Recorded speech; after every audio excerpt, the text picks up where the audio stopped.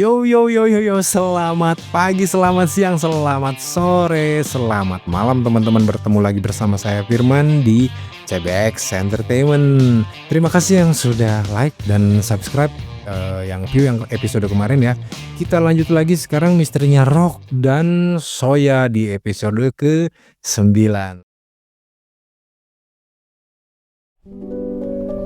Tahun baru, rencana baru dan rasa yang tertinggal.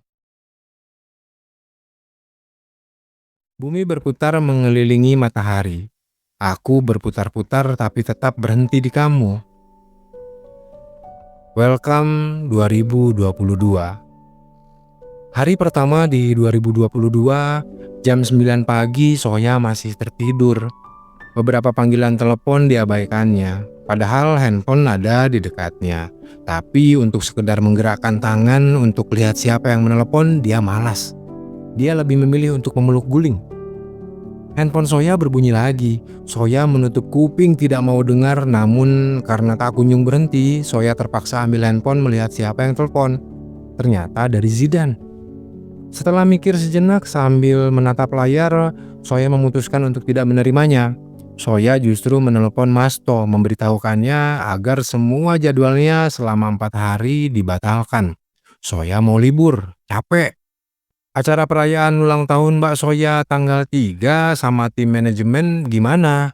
Tanya Masto dalam panggilan telepon. Batalin, jawab Soya. Soya menutup teleponnya setelah nego yang gak beres-beres dengan Masto, yang pada akhirnya Soya kekeh minta libur. Sebelumnya Soya tidak pernah minta batal jadwal mendadak, sangat profesional jika menyangkut urusan pekerjaan. Baru pertama kalinya bersikap seperti ini. Itulah mengapa dia sangat disukai oleh banyak orang di industri hiburan. Tidak pernah spijob, jauh dari gosip dan sangat sedikit sekali komentar negatif tentang dia, baik itu dari partner kerja maupun netizen di dunia maya. Awal tahun baru biasanya banyak orang yang membuat resolusi baru, rencana baru. Soya pun sudah mempersiapkan. Menerima Zidan sebagai pacar baru adalah awalnya. Namun awal yang baru itu berantakan gara-gara kemunculan Rock. Soya menyalakan musik player, pasang lagu Rock dengan volume yang kencang yang menandakan suasana hatinya benar-benar kacau saat itu. Lalu Soya lanjut tidur lagi. Gue udah milih yang lain, lo datang. Keluh kesah Soya dalam tidurnya. Detik ke menit ke jam sampai berganti ke hari esok. Soya masih saja mengurung diri di kamar. Kerjaannya tidur, nonton, coba makan, tapi seperti biasa sedikit yang termakan banyak yang dibuang. Handphone pun disimpannya dalam lemari, tidak mau berhubungan dengan benda yang satu itu sampai dia beres libur.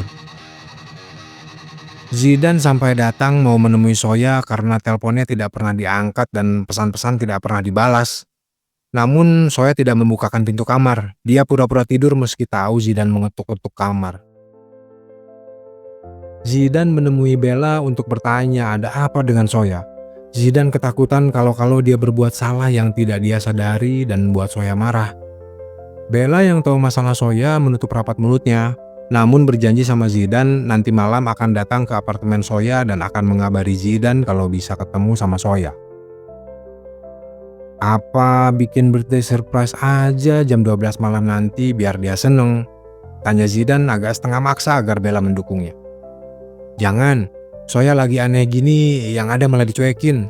Lo yang bete nanti, jawab Bella yang gak perlu nunggu sampai malam. Sekarang saja penolakan Bella itu sudah buat Zidan sangat bete. Zidan juga datang ke rumah orang tua Soya, menyampaikan kekhawatirannya tentang Soya, tapi justru terkesan seperti mengadu. Soya kok gini ya? Kalau ada masalah harusnya cerita. Aku kan pacarnya, orang yang harus dianggap dekat sama dia. Ada apa-apa aku pasti akan paling depan untuk melindungi dia. Curhat Zidan ke Joko dan Ningsih. Soya memang kadang-kadang suka kayak gini. Sabar-sabar saja ya ngadepin dia nak, bujuk Ningsih.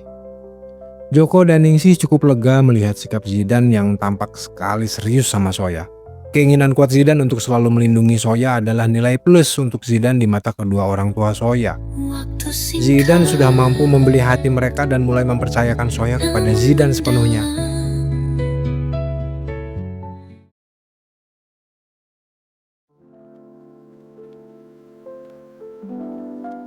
Jam 3 subuh Soya keluar dari kamarnya, lapar mau ambil cemilan. Dia dikagetkan oleh Tari, pembantunya yang ternyata tidur di sofa ruang tengah jaga-jaga kalau terjadi sesuatu sama Soya yang tidak keluar-keluar dari kamarnya. "Tadi malam Mbak Bella kesini, tapi digedor-gedor Mbak Soyanya nggak mau bangun. Pulang deh dia," kata Tari. Soya tidak banyak komentar, mau kembali ke kamarnya tapi Tari menahannya lagi. "Oh ya Mbak, security nganterin paket. Ada yang ditipin jam 12 malam tadi. Tapi maaf ya, saya periksa dulu tadi. Takutnya bom. Aman kok, hadiah ulang tahun kayaknya," lanjut Tari. "Tolong bawa ke kamar aja Bi." Soya lanjut jalan ke kamar, sementara itu Tari ambil paket dan segera mengantarkannya ke kamar Soya.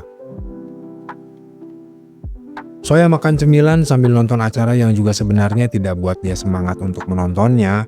Soya melirik ke arah paket yang diantarkan Tari. Agak penasaran juga, Soya ingin tahu siapa yang mengirimnya. Jarang-jarang ada yang kirim hadiah ke apartemen, biasanya ke kantor manajemen. Saat Soya buka paket tersebut, dia terkejut. Isinya adalah topi rock and roll miliknya yang disimpan oleh Rock. Dan Soya masih sangat ingat Rock memakai topi itu saat bertemu di coffee shop Zidane. Soya lalu menemukan kartu ucapan yang terselip di sana.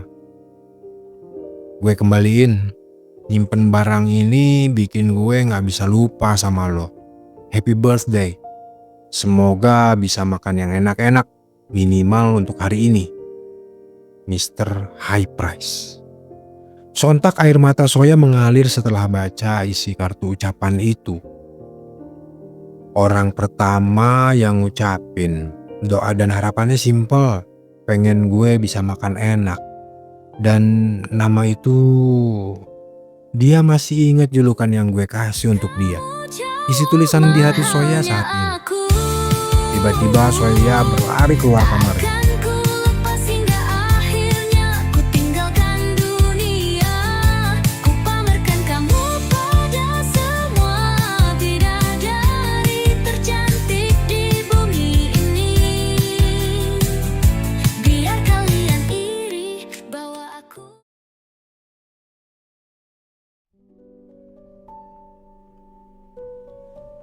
Soya kini berada di ruang monitor apartemen, memeriksa CCTV waktu kedatangan Rock mengantarkan hadiah untuk Soya.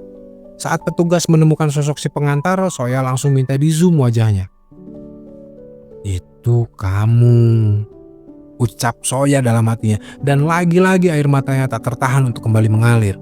Sebenarnya tanpa harus melihat CCTV, Soya sudah tahu topi itu dari Rock, karena selama ini Rock yang menyimpannya. Alasan Soya memeriksa CCTV cuma satu. Dia hanya ingin melihat wajah Rock lagi.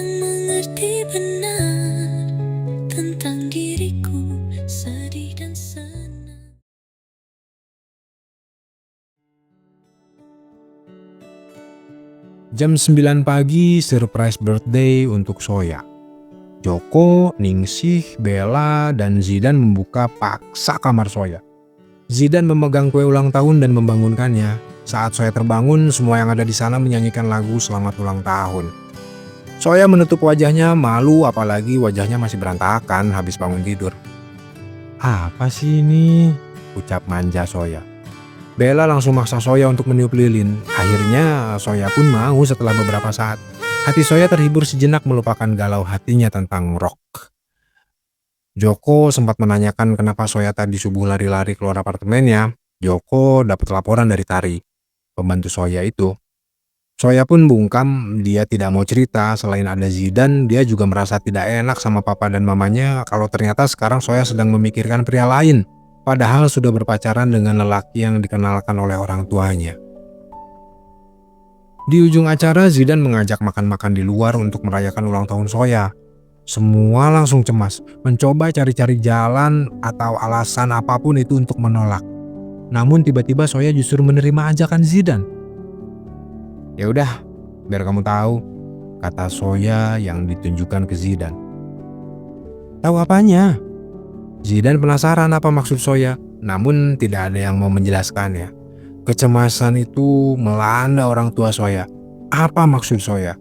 Apakah dia mau membuka semua rahasia tentang dirinya kepada Zidane? Dan bersambung teman-teman. Segitu dulu episode 9. Jadi ternyata ada surprise di sini.